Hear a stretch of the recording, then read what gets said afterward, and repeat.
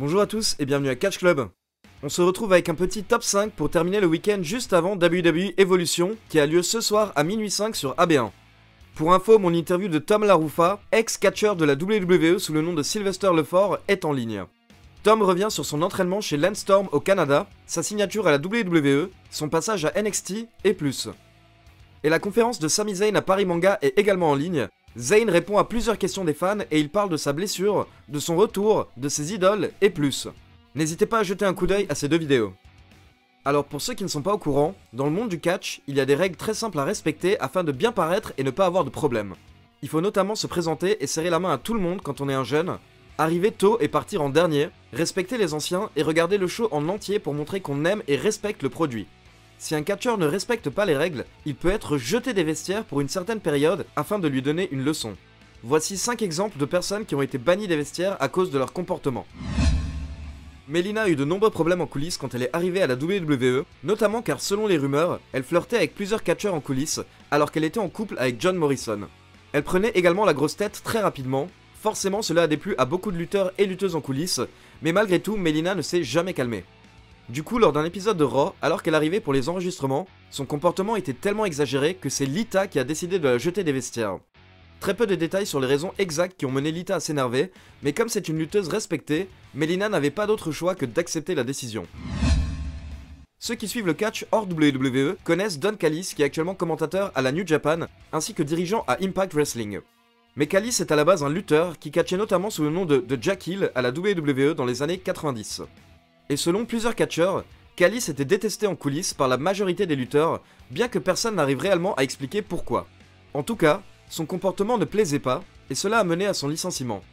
Les Hardys, Matt et Jeff, ont raconté dans une interview qu'ils avaient été punis lors d'un passage au tribunal des catcheurs pour avoir pris les sièges de Kane sur un vol. Leur punition a été de bloquer la serrure de la voiture de Jack Hill avec des cure-dents, afin qu'il ne puisse pas quitter l'arène après un show. Durant cette interview, les Hardys précisent qu'à cette époque, Callis devait se changer dans le couloir car il était banni des vestiaires des lutteurs. Matt Striker est passé par la WWE en tant que lutteur avant de devenir commentateur pour la fédération. Mais dès le départ, son comportement hautain et ses déclarations ont déplu aux autres catcheurs et il avait beaucoup de hits en coulisses. Striker faisait partie du roster de Raw, mais il a été drafté à SmackDown fin 2005. Et c'est à SmackDown que les gros problèmes ont commencé pour lui. Il s'est fait détester par les autres lutteurs du roster quand certains l'ont entendu dire à des officiels que le roster de Raw était largement meilleur que celui de SmackDown. Sachant que le roster de SmackDown comprenait à cette époque des lutteurs comme Undertaker, JBL, Hardcore Bob Holly ou encore Eddie Guerrero, ce n'était pas la chose la plus intelligente à déclarer. En plus de cela, Matt Striker aurait eu une discussion plus tôt lors de la même journée avec Eddie Guerrero et selon Guerrero, il lui aurait ouvertement manqué de respect. Forcément, quelqu'un devait intervenir et c'est Chris Benoit, un des leaders en coulisses à cette époque, qui a pris le sac et les affaires de Matt Striker et les a jetés hors des vestiaires. Et il a forcé Striker à se changer dans les couloirs. Selon Striker, Benoit l'aimait bien, mais il devait envoyer un message au reste du roster. Ken Kennedy avait bien débuté à la WWE et il était fortement poussé par la fédération grâce à son charisme et son talent au micro. Mais cela ne l'a pas empêché d'être viré des vestiaires. C'est arrivé en novembre 2005 à SmackDown. Kennedy devait remporter une bataille royale qui incluait Hardcore Holly, et selon Holly, il n'est pas allé remercier les autres lutteurs de la bataille royale qui ont perdu afin de le mettre en avant, alors que c'est traditionnellement ce que le vainqueur d'un combat doit faire, aller remercier son adversaire. Voici ce que Holly déclare dans sa biographie. Je lui ai dit en face devant tout le monde. Je lui ai dit qu'après le match, tu ne vas pas t'occuper d'autre chose, tu vas d'abord remercier les personnes qui t'ont mis en avant, et tu leur serres la main. La nuit suivante, quand Ken est arrivé à l'arène, je suis allé vers lui, j'ai attrapé son sac, je l'ai jeté dans le couloir et je lui ai dit « Casse-toi de mon putain de vestiaire, tu ne te changeras plus ici jusqu'à ce que je t'y autorise à nouveau. » Quelques jours plus tard, Chris Benoit, qui voyageait avec Ken Kennedy à l'époque, a informé Holly que le père de Kennedy venait juste de décéder et que bien qu'il respecte la décision de Holly d'avoir jeté Kennedy, il pense qu'il devrait plutôt aller lui parler et essayer d'arranger la situation. Et c'est ce que Hardcore Holly est allé faire, et Kennedy a été nouveau autorisé à se changer dans les vestiaires avec le reste des catcheurs.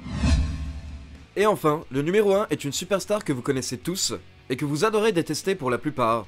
Il s'agit de The Miz.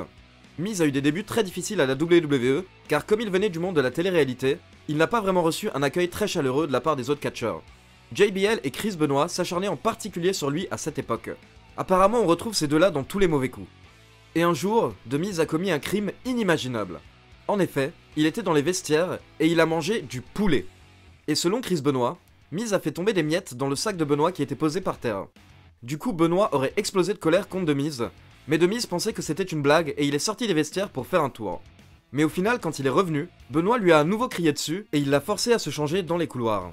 Miz a donc été banni des vestiaires pendant près de 6 mois pour avoir mangé du poulet. Son ancien partenaire John Morrison a récemment donné des détails sur la suite de l'affaire, voici ce qu'il déclare.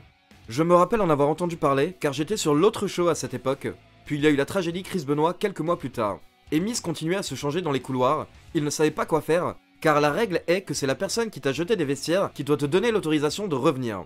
Donc il ne savait vraiment pas quoi faire, et je crois que c'est The Undertaker qui est intervenu.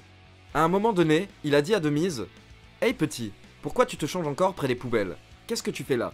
Miz lui a alors expliqué la situation, et c'est Taker qui a dit à The Miz qu'il pouvait à nouveau se changer dans les vestiaires avec les autres catcheurs. Étiez-vous au courant de toutes ces règles qu'il y avait dans les coulisses de la WWE? Donnez-moi votre avis dans les commentaires. On se retrouve ce soir à minuit 5 pour Evolution.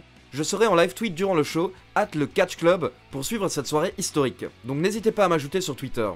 Comme d'habitude, n'oubliez pas de liker la vidéo, de vous abonner à la chaîne et de cliquer sur la petite cloche. On se retrouve demain pour la review de Evolution. Ciao tout le monde!